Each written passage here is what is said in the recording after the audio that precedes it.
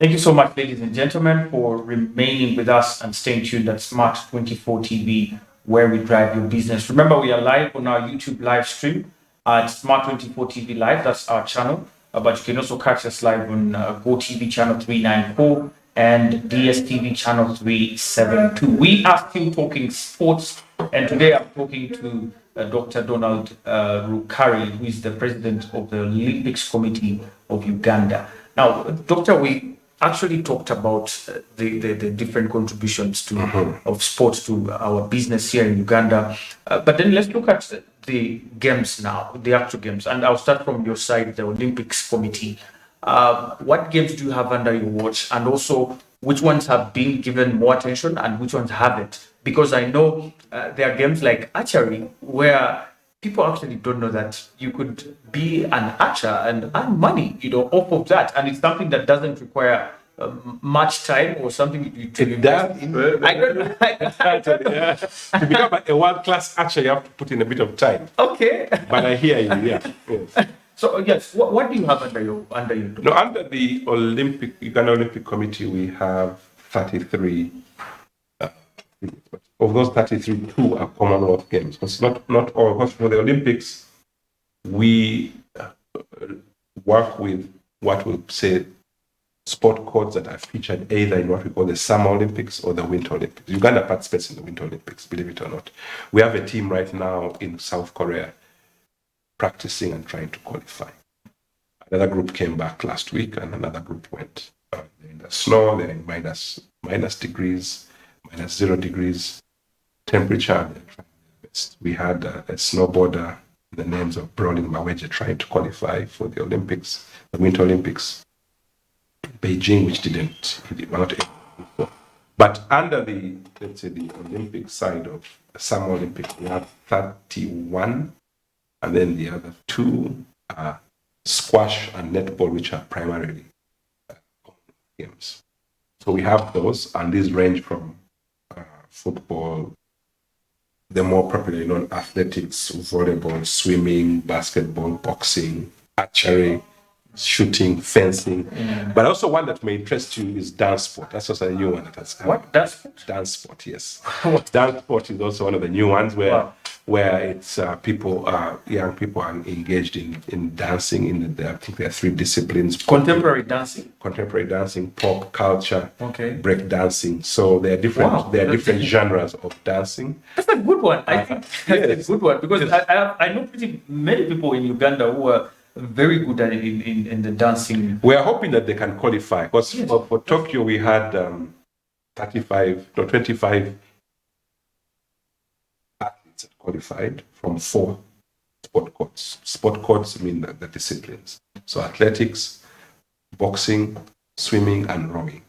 So those were the 4 that went to Tokyo, and you have to qualify. So we are hoping in Paris 2024 we can build on that and maybe have 8 sport codes and maybe anything from 30 to 45 people qualifying. And dance sport, they currently have an ongoing program in London School on Massacre Road, where I'll be going to open shortly this afternoon on 9. But we're hoping that dance sport can be one of those where we qualify because we have a lot of talent. It's very popular with the young people. Sure. So we have dance sport, we have skating. So those are some of the new sport codes with the old traditional ones like athletics, equestrian. We also have equestrian in Uganda.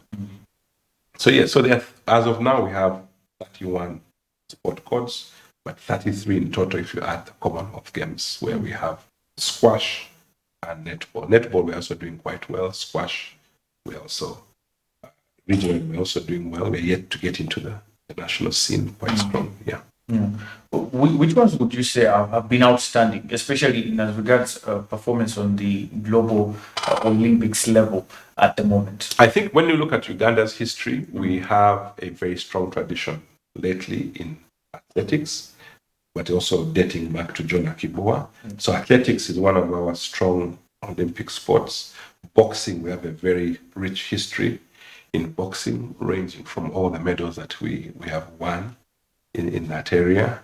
We also have, you could say, a participation wise. Swimming, we typically participate in that. And also rowing has recently come up where we're looking at that. And we're hoping in other disciplines like badminton, table tennis, weightlifting, we should be able to have people, and dancing, I said, that's come up. Yeah. One of our targets, because you see in sport, Anthony, we have individual sports like swimming, but we also have team sports. Team sports are like rugby, basketball, volleyball. So the rugby team right now is quite competitive. Africa champions. We won the Africa series here last year around Easter time. And we did very well in the World Cup. We did very well in the Commonwealth Games in Birmingham. We drew with Australia, believe it or not. It didn't get a lot of media attention.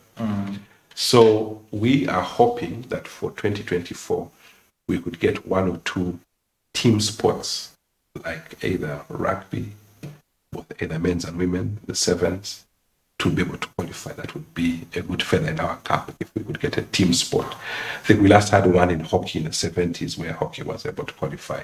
So if we could have a team sport qualifying for the Olympics, even in football, maybe the girls under 21 might have a chance if they can, we can try and support them. So those are the kind of properties that we have after the Olympic Committee. Well, how about the other things you're doing? For example, we used to have a debate championship, where kids from schools could come and actually debate on Olympism. Are we still having some of those? Yes, that is part of our broader mandate. One of the mandates that we have is to support and prepare and enter teams for the Olympics, but also promote Olympism. Promoting Olympism is the three values of the Olympics: friendship, respect, excellence. And we have about 11 commissions. One of them is the Sport for All. We have the Education, Culture, and the Education and Culture Commission. So these are doing what you're talking about, where we go out into the community, focusing, for example, on schools and the young people, to talk about what the Olympic movement is about and what Olympism is about as a way of life. And that's why we had those debates. These were driven now online due to COVID, but we believe this year we're going to have them back. And it's about one way of promoting the Olympic movement, the Olympic values, and by engaging with the young people, we hope then they can actually understand what is the ethos behind this thing called the Olympics. Yeah. Now, getting back to the business of sport, when you're to do something professionally and to earn, for example, money, to make money, or to create a facility, or to do bring people together, for example, in a federation, there must be some bit of qualifications. And we do have coaches, people, for example, who are training kids how to swim, how to play all these different games. And one of the things that comes out is, are they qualified in as far as professional, the professional level is concerned? Because when you go, for example, to countries like Australia, you find a coach who has, for example, qualifications to do with psychology, to do with maybe the physical education, of the kids, how to bring them up. What do you think are those skills that need to be imparted, especially in the trainers, people who are heading these federations, people who are heading the different committees, that they should have, that are indispensable to them? Interesting question, because Anthony, because one, you began by asking me, how do you balance and all these things? Let me first, again, backtrack a bit. We are recognizing increasingly that sport is becoming more and more professionalized, more and more structured. You talked about it being a $700, $800 billion industry. And therefore, with that comes a certain level of the need to deepen the skill sets across a range of areas. So I'll begin by saying that in the sports industry, we have a number of different things. We have the athlete, who is the main reason why we exist. We have the coaches, we have the officials, and we have the other aspects of the entourage. So in order for this athlete to do well, they need to have a qualified coach. So we train coaches at the Olympic Committee, but also each sport through its international federations has its standards. So athletics will have World Athletics that will talk about its standards. And you'll have, let's say, World Aquatics will also have its standards. FIFA will have its standards. So that's the beginning point. So each of these coaches needs to be certified according to the international federation. But also what we're trying to ask in the case of Uganda is to have our own national coaching standard, which we don't have. And we're advocating for this to say, for example, if you are training this young to be athlete at primary school level, what skill set do you need? Yes. And that's where PE teachers become important. Yes. So you need to be able to have that level. So primary school, secondary school, then you get down to elites and so don't train a 5-year-old Anthony as if you're training an Olympian. Exactly. You are training them, you'll just burn them out, Yes. and probably even cause injury and everything. I wrote a piece recently about safe sport. So it's important to have that pathway of every point, at primary school level, secondary school level, club level, national level. And all those have different skill sets and different coaches are trained. For example, in swimming, we have beginner or entry point, intermediate, and advanced, or level 1, level 2, level 3. Now, for example, in level 3, then you begin discussing issues of psychology, management, and all those things. But also, we also train the administrators. Like at the Olympic Committee, we have now trained close to 3,000 administrators in sports, and we invite you to attend some of these. Yeah, sure. Sports administration courses, advanced sports management courses, diplomas, and even master's programs on sports management and issues even around sports medicine. So in order for you, Anthony, to get this whole industry, then it's not only the coach that you focus on. So we need to have qualified coaches because the athletes need to have the coaches. You need to have facilities that are able to allow this coach to take this person through. But then also you need other supporting facets. So things like sports medicine. So we train sports. We have trained a number of sports doctors. Particularly in sports medicine, sports injury and prevention, sports psychology. We're now dealing with Makere, Dr. Roscoe, and others to help with the mental side of it. Then there's nutrition. Oh, yes, very important. Nutrition is very critical because the aspect, so there's the mental side of it. How do you remain resilient? And we saw during COVID and the Olympics, the issue of mental stress became a big issue in the tennis arena. There was one of the athletes who had an issue. So all these aspects need to be focused on. So as we become more and more professionalized, we need also, and that's another area where people begin now becoming specialized. So we have been training some of our colleagues in nutrition. So we have like 3 people have been trained in nutrition at the Olympic Committee. Sports psychology is something we're still working on, but we are collaborating with the School of Psychiatry in Makere. Research on sports injury and prevention, questions around even marketing. That's why we have these programs. How do you prepare for an event? It's not just waking up and saying, so it is, yes, you have to have this So we believe the theory of change is that we need to keep on building the capacity of our athletes themselves, by the way, because there's also the life after sport, because the dual pathway. We have a trained facilitator, Mr. Garzi, who has been trained to train athletes on how to do CVs, how to make a pitch, so that when they retire, they have something to fall back. If financial management, we have had programs in NSSF to help the athletes on financial literacy, because how do you invest your money and all these things? We have seen very many professional athletes going from boom to bust, where you make money and then because you don't know how to manage it, you lose it. So all those things, even with ABSA, we had some bit of financial training for some of our Olympians. Then the coaches need to go through the programs. We have that, but again, this has to be complemented with the international federations. And then now working on these other things. The administrators are being trained. Sports management, we have, I said, trained 3,000. And then now our next frontier is where we are now working on these things like nutrition, psychology, sports injury, sports medicine, and also research.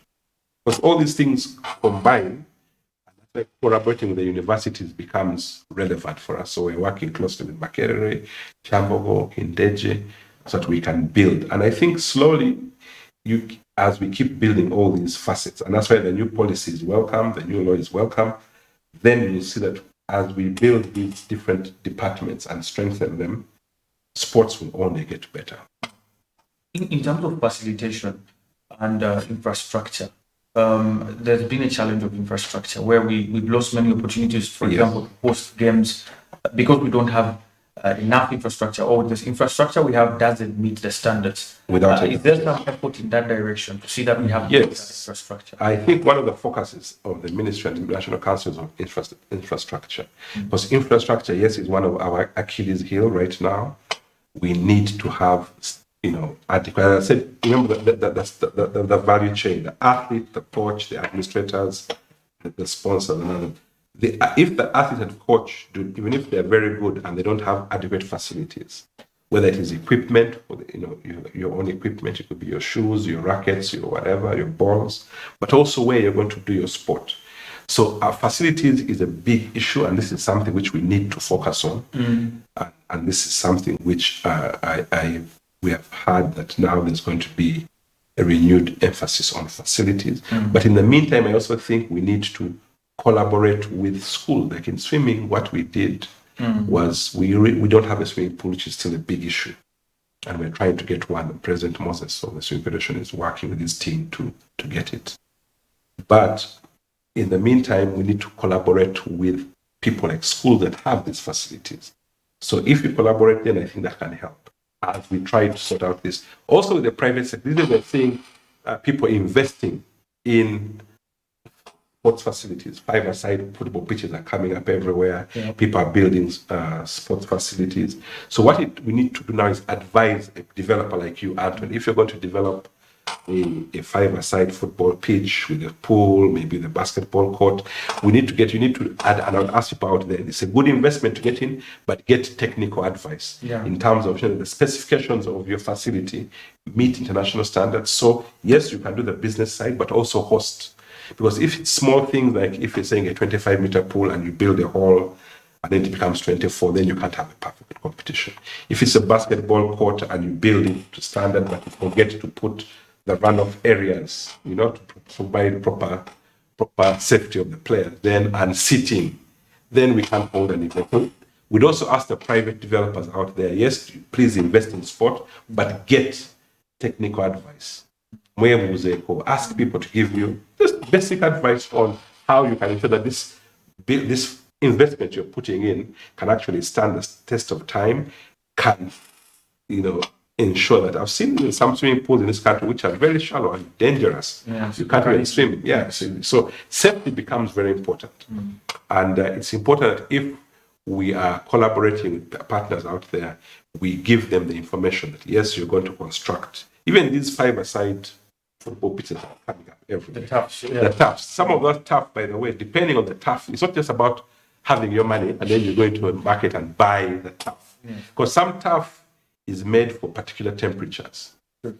So you buy a tough and maybe slightly cheaper, but then you bring it here, and then our heat, we have here between 25 to 35 degrees. During the day, you find it very hard to play on that tough, because the heat that will be coming out, it was made for a different environment. So if you ask the people who know, they'll tell you buy this particular turf, which is suitable for our kind of weather conditions. You might buy one that is made for winter. It comes here, it will just, you're wasted your money. So all those, or you buy one that is very heavy on maintenance. Because one of the other aspects is, yes, it's easy to build the facilities, but you have to have a maintenance plan, a sustainability plan. These days we're talking about climate change.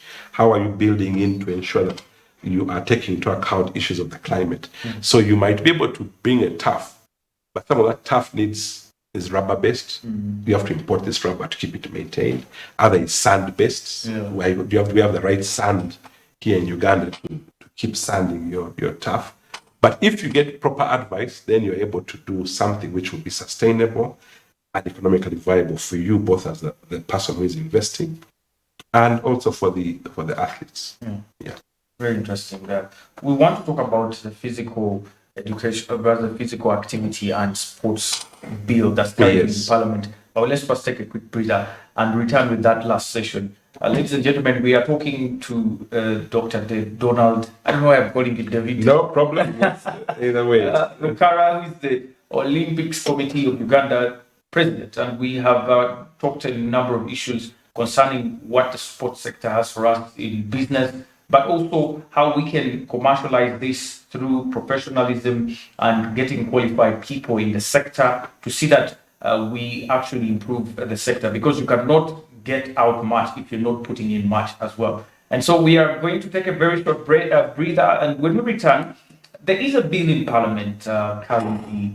It's known as the Physical Activity and Sports Bill. But there was also another bill called the National Sports Bill that was tabled by Honorable Moses Magogo there in Parliament. So we want to get to know what these bills are all about and if they do actually affect the stakeholders positively or not. And that's after this quick breather. Stay with us.